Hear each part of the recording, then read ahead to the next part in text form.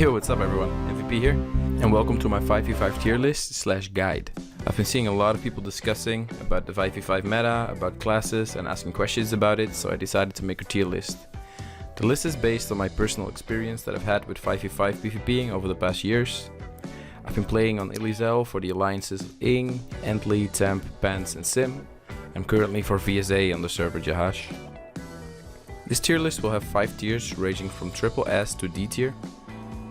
For the classes in B tier or above, I will include meta builds in the description. All of the builds are made assuming you have infinite kamas, but can often be reduced in price a lot if you alter them a little bit, so feel free to do that. For every class I will briefly cover the following subjects: my general opinion of the class, the best builds you should go for, and what they offer to the team and their most useful spells. Disclaimer. This video is based on my opinion that I've established over the past years. You might not agree with everything I say. Discussions can always be held in the comment section. Without further ado, let's start. Wait, who's that? Oh, it's your best friend for 5v5 PvP, the little white bow meow. Make sure to always have this cat in your inventory if it isn't in your main build. The initiative and AP parry are extremely important because not getting your AP reaped and your team playing first are keys to victory in 5 vs 5. The list will go from best to worst. Triple S tier, the Eniripsa. Eniripsas are the pillars for most successful 5-man teams. The list of benefits that they give to the team is very long and cannot be rivaled by basically any other class. Eniripsas are played as a support class, and their main goal is to keep their allies alive and boosted while reducing the enemy's AP. 5v5 Eniripsas play a very specific build that focuses on AP reduction, initiative and resistances. Eniripsas like to play first, so that they can AoE reduce the enemy's AP with Word of Silence in turn 1. Their healing spell is based on a percentage and not on intelligence, like the traditional healing spells. For this reason, it's not needed to build any stats other than Wisdom and Vitality. They offer AP buffs, power buffs, MP buffs, minus effect duration, on allies or on enemies depending on which variant you choose, AP reduction on enemies, shields and an insane heal for 1 AP without line of sight. For all these reasons, Eniripsa have their own tier, which is triple S. No other class will be in this tier, and we're gonna move on with the A tier. The A tier will hold classes that when combined with any form the perfect 5v5 team. All of these classes will be very viable in a 5v5 scenario if built correctly. Starting off with the Sacrier. The Sacrier has recently seen some slight nerfs, but is still an amazing class for 5 vs 5. Well-built Sacriers will have one of the best single target damage output in the game, and their passive ability grants them a lot of tankiness. Strength is the meta for Sacrier right now because it has high hitting spells and also gives access to the hammer churn. As neutral resist is the hardest to get by, most 5 vs 5 players won't have a lot of it, and that makes the weapon very strong. Combine this with high hitting spells and a lot of sustain and you have an A tier class. They offer very high single target damage, good tanking abilities due to their passive and nature of the skills, positioning, the ability to sacrifice a teammate. Next up in the A tier is the Feca.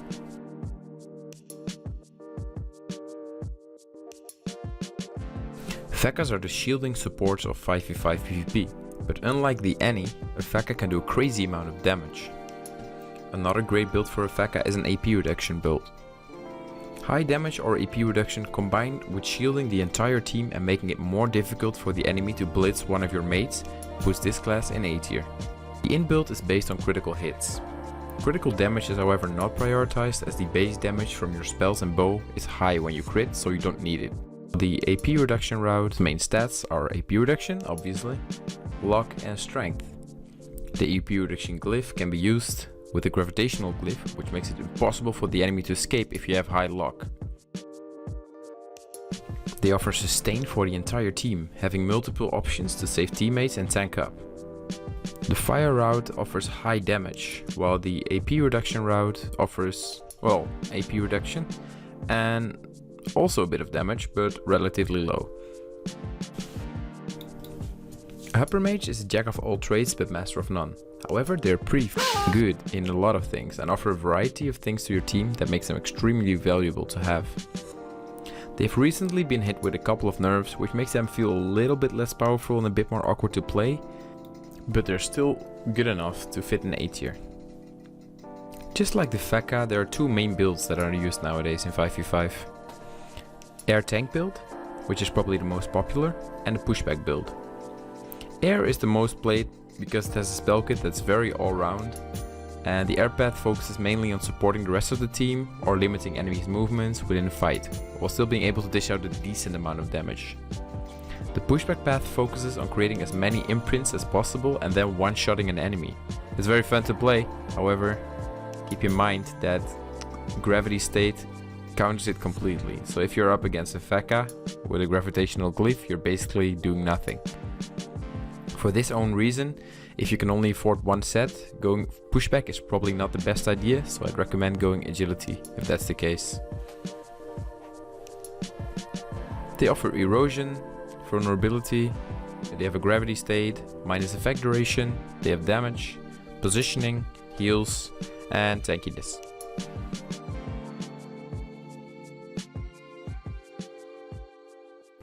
Next up, the Xelor. Xelor is often considered as one of the hardest classes to play and master in Dofus. However, for 5v5, certain Xelor builds are pretty easy to pull off, on a decent level at least. If you want to become truly good, you have to master it, of course. There's two ways to play a Xelor in 5v5. A full damage path, which uses an int build, or a full AP reduction path. Both are very viable, but personally, I prefer the int build as it has one of the highest damages in-game that a class can do. The int crit build focuses on critical hits, critical damage, intelligence and fire damage, which are all very important to be able to dish out a lot of damage. I can't go into too much detail on how the Xelor is played and why these damages are important, because that will take a lot of time and this is not a Xelor guide. But basically, a Xelor has some kind of poison spell, which is called Hand. If you use that on an enemy, every time a telefrag is created, it will trigger a poison. And int has a lot of spells to trigger telefrags, so it's basically just back and forth, and they can finish the turn with their Sharpoon or Joyous Caesars or whatever weapon you're deciding to use. So they can do a lot of damage in one turn. The AP reduction focuses on, well, AP reduction, but it can also boost allies because they use a different type of dial that has an AP boosting mechanic. They offer insane single target damage and if needed a redamage. They offer positioning, AP buffs and AP reduction. Next up, the Masqueraider. Masqueraders are the shield point masters of Dofus and are the final class that made it into A tier. They are played as a hybrid of damage and support, and for this reason are not the best at either. However, a well-built mask can dish out a ton of damage. The turns of a Masqueraider will start with the choice: am I going to shield and support my teammates, or do I go damage? Because of the mask mechanic and the AP cost of their spells, a combination of both can be difficult, so they often find themselves fully dedicated their turn to either one. Erosion does counter the shield point mechanic, but because of the Masquerader's toolkit and all the benefits it offers to the team, I couldn't rate this class any lower than A tier. Masqueraders use a similar or the same build as Xelor's intelligence build, also focusing on int, critical hits, critical damage and fire damage. Strength build similar of the one that the Sacrier uses could arguably be just as good. However, the strength spell side effects are not as good as the intelligence one. Intelligence offers a minus effect duration on one of their spells and a power boost to self on one of their other spells, which makes it superior to strength. They offer high damage, shields, minus effect duration, the unhealable state and tankiness.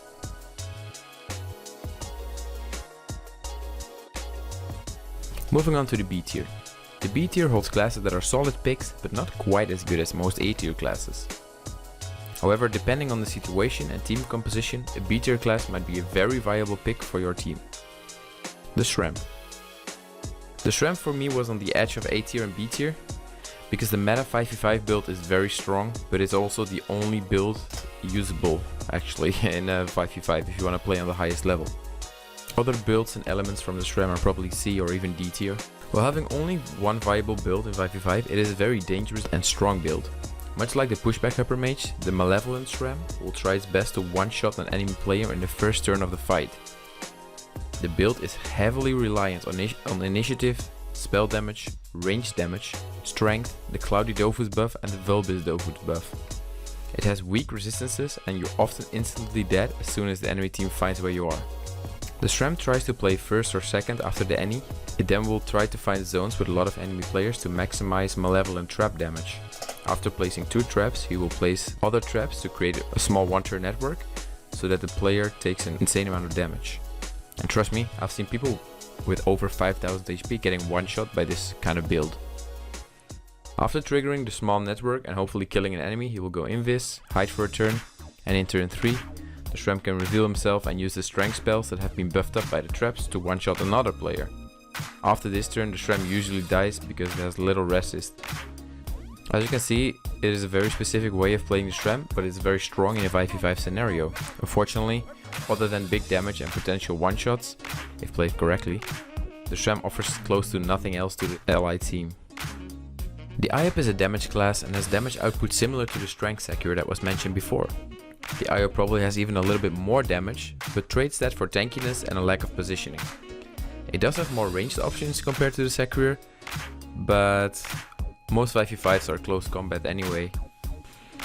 It is however a great pickup for your 5v5 team if you need a lot of damage or need a damage class in general. Just make sure he doesn't die on you as he can't sustain himself well. The best way to play IOP is strength and even using the same build as the Sacrier mentioned before. Strength has a ton of damaging spells that hit either really hard, naturally, or have a side effect such as making it stronger next turn or a little erosion. What they offer to your team is mainly high damage output, a little bit of erosion and some minor positioning spells.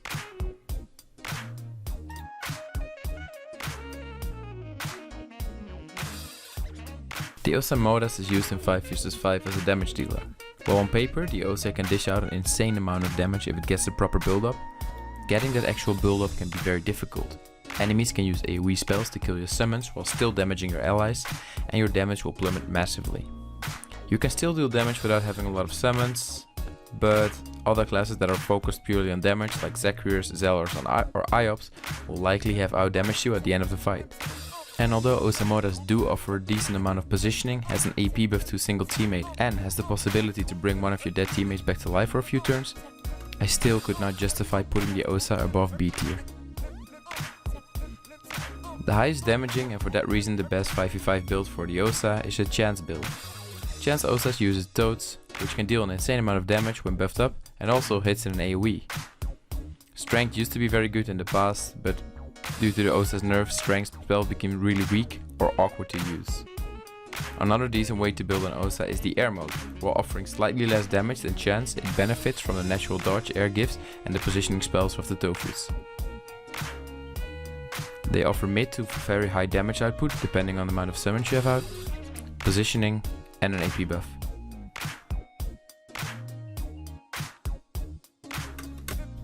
Moving on to the C tier. The C tier holds classes that are not completely useless, but are not ideal picks in a 5 vs 5 fight. They often offer something valuable to the team, but in a less optimal way than any of the higher tier classes. Starting off with the Ecaflip. The Ecaflip was a class that was on the edge between the B and C tier for me. The recent buffs made the Eka a decent eroder. Even though the spells that got erosions are nice, the damage that the Eka deals beside the erosion is just not comparable with a lot of classes mentioned earlier.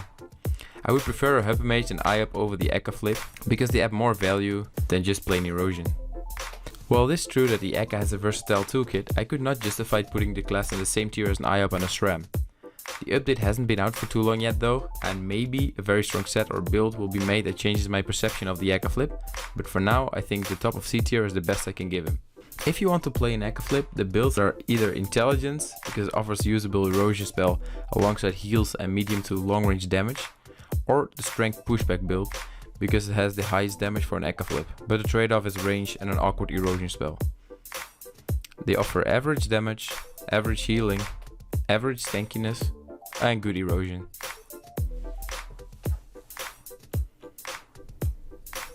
Moving on to the Eliotrope. Eliotrope shine in many parts of Dofus. In 5 vs 5 however, they are not an ideal pickup. They mainly offer damage and healing, and even though they are not bad at it, all the classes outshine them in both aspects. The best 5 vs 5 fight for an Eliotrope is on a long range map, when both teams start far away from each other so they can get a perfect portal setup. This is however a very rare occasion for 5 vs 5 fights, and a lot of the Elio's teammates won't be able to do much on such a map, if it is the case. The best way to play Eliotrope in 5 vs 5 is the intelligence way, offering an AoE damage to enemies and heals to your allies. As 5 vs 5 fights are often very clustered up, these AoE spells make it the most useful build compared to the other elements the Eliotrope has. They offer average to high damage, healing, an AP boost, a power boost, a minus effect duration and decent positioning.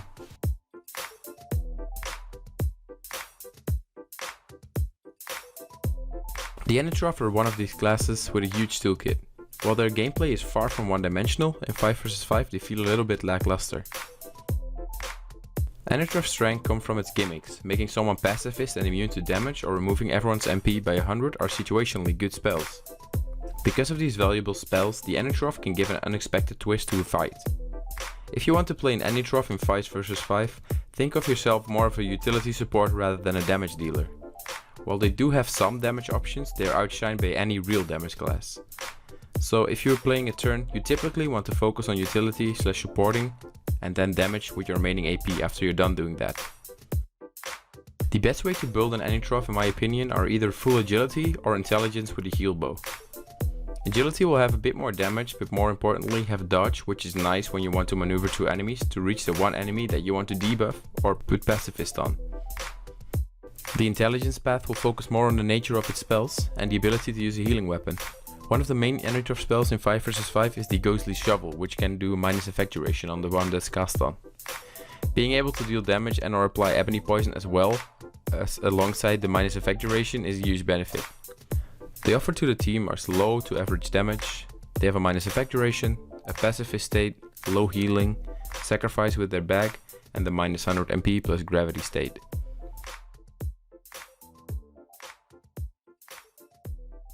While on paper the Foggernaut has everything.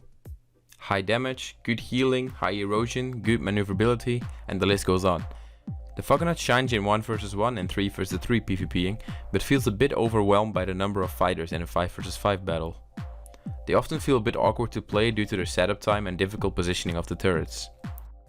Turrets can sometimes do more harm to your team than good if the fight shifts to another area of the map. If a Foggernaut is however playing to its full potential, they can be a potent team member to help you dish out some damage or to help keeping your allies alive. There are two main builds to play Foggernaut in 5 vs 5, a full damage build or a support build. The best damage build focuses on critical damage. Because the Foggernaut has a good multi-hit spell, critical damage is very valuable. Do however keep in mind that critical damage builds often have very low vitality, so a shiny Pride Tag will be needed in these builds if you ever want to play a turn. The second way to build a Foggernaut is the intelligence support build. This build focuses mainly on giving shields and heals to your team and boosting AP and power. A heal bow can be picked up to further increase this build's healing potential if needed. They offer average damage to high damage with build up, average to good healing capabilities, average shielding, good erosion with build up, minus effect duration with build up, and lock. Moving on with the Pandawa. The gods of PvM, not so godlike in 5 vs 5. Their damage is underwhelming and they're almost always better alternatives than getting a panda in your team. However, they do still offer utility to the team just like they do in PvM, which makes them not completely useless. All in all, not a great class, but by lack of anything better, it could be a decent pickup.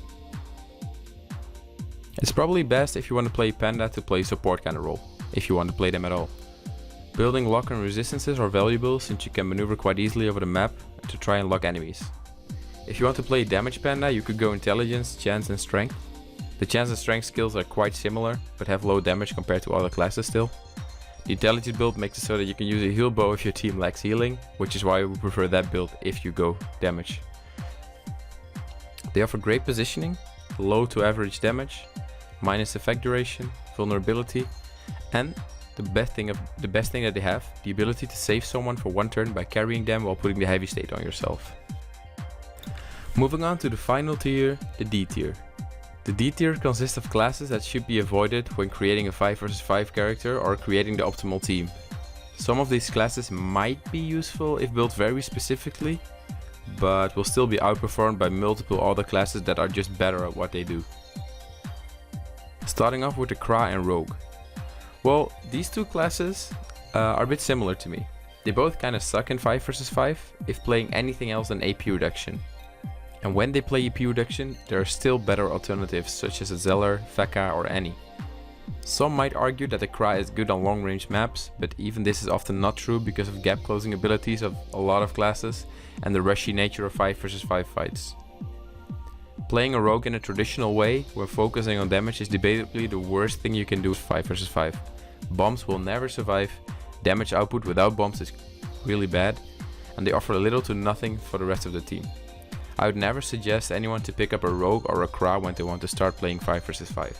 However, if you do really want to play these classes, make sure you go for an AP reduction build, so you're at least somewhat of a nuisance for the enemy. What they offer to the team: low to average damage, decent AP reduction, a minus 100 MP spell for the Cra, and decent positioning. Ouginak. Ouginaks are the kind of class that look decent on paper, but it's sad to see that everything they do, another class does it as well, but way better. Ouginaks are generally played as damage dealers and tanks. While there are a ton of better damage options for 5 vs 5, they can deal decent amount of damage when built correctly, but still far from an ideal pickup for your team. The prey state they put on enemies is possibly the best thing they offer, and all in all they're a very one-dimensional character that can only do close combat damaging, but still outperformed by most classes, except in one very specific scenario which I will cover in build.